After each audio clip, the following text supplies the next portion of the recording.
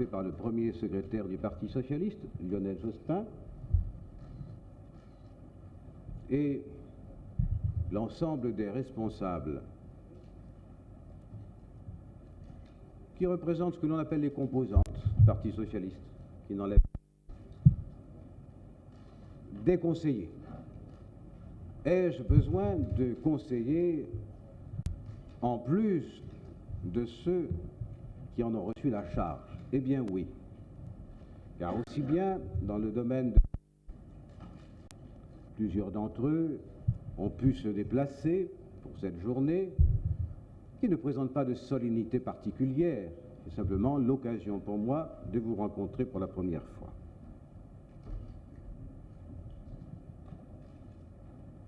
Se trouve également parmi nous la présidente de notre comité national de soutien,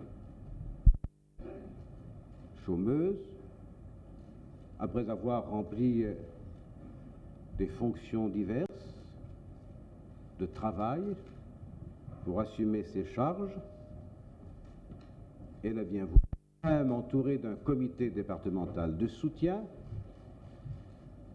j'essaierai d'atteindre les objectifs choisis en disposant de moyens par rapport à ceux des autres, les principaux, réduits.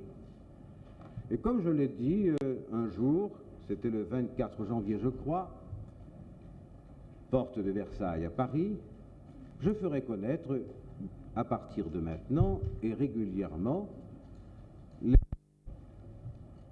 que j'entends prolonger au-delà de cette campagne ce rassemblement populaire pour le redressement national, lui-même, qui ne sera possible, jamais réalisé, que si je parvenais, dès les premiers mois d'une nouvelle présidence, celle du changement, à signifier que désormais, c'en est fini des privilèges, que la France n'est pas un butin réservé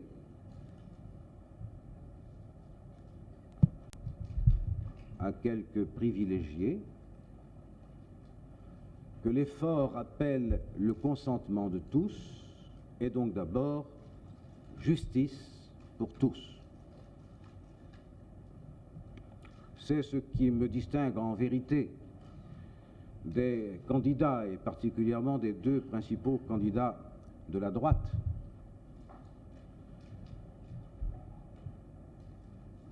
Pour le candidat sortant, quel peut être le changement?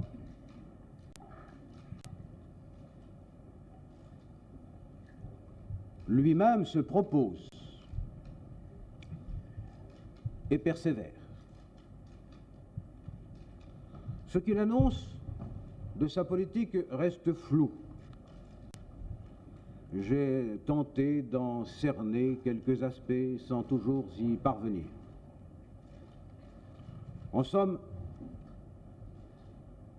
il promet. Et en ce sens, je pourrais dire, après beaucoup d'autres, que s'il est un champion du monde, c'est bien celui-ci.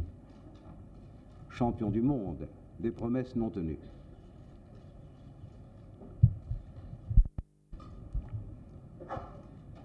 Pour ceux qui la connaissent, qui en détiennent les éléments, non seulement c'est leur droit, mais c'est aussi leur devoir. L'affaire des relations du président de la République sortant avec le Centrafrique, je l'ai toujours placé sur un autre terrain. Je suis l'un de ceux, monsieur, qui sont intervenus à la tribune de l'Assemblée nationale avant même que M. Giscard d'Estaing ne fût président de la République, dès 1972, afin de saisir le Parlement et au-delà du Parlement l'opinion publique des crimes qui se commettaient à Bangui. Et j'avertissais le gouvernement de l'époque et le ministre des Affaires étrangères, M. Maurice Schumann, du grave dommage qu'il y aurait pour la France, pour la République française, à continuer d'entretenir des relations d'une certaine nature avec le responsable principal de ce pays, je veux dire Bokassa. D'autres parlementaires, pendant des années, ont alerté les pouvoirs publics, comme je l'avais fait moi-même. J'en ai compté 14, de toute opinion, de l'extrême gauche à l'extrême droite. Et ce qui me paraît inacceptable dans cette affaire, c'est qu'en dépit de ces avertissements, les liens se soient resserrés entre le pouvoir du président en France et le pouvoir du nouvel empereur du Centrafrique, jusqu'à ce que soit révélé un crime supplémentaire, particulièrement abominable, celui du massacre de jeunes gens, révélé par Amnesty International. La coupe était pleine, on a renoncé à poursuivre ces jeux sinistres, j'ai donc condamné une politique.